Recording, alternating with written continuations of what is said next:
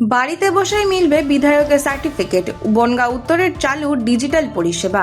বনগাঁ উত্তরের বাসিন্দাদের জন্য বড় উদ্যোগ। এবার বাড়িতে বসেই মিলবে বিধায়কের সার্টিফিকেট।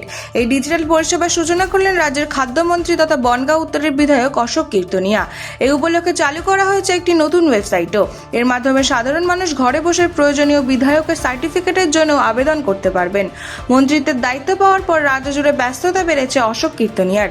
সেই কারণেই নিজের বিধানসভার বাসিন্দাদের সুবিধার্থে ডিজিটাল পরিষেবা চালু করার সিদ্ধান্ত নেওয়া হয়েছে। প্রশাসনিক পরিষেবাকে আরও সহজ ও দ্রুত মানুষের কাছে পৌঁছে দিতে এই উদ্যোগ বলে জানানো হয়েছে।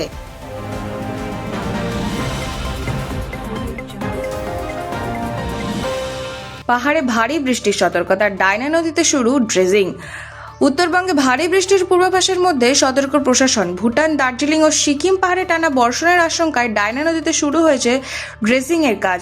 নদীর তলদেশে থেকে পলি সরিয়ে জলধারণ ক্ষমতা বাড়ানোর উদ্যোগ নেওয়া হয়েছে, যাতে অতিবৃষ্টির সময় জলস্তর দ্রুত বৃদ্ধি পেলেও বন্যার ঝুঁকি কমানো যায়। ইতিমধ্যে পাহাড়ি বৃষ্টির প্রভাবে উত্তরবঙ্গের একাধিক নদীর জলস্তর বাড়তে শুরু করেছে।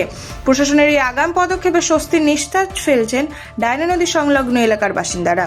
পরিস্থিতির উপর নজরে রাখছে জেলা প্রশাসন ও সেচ দফতর।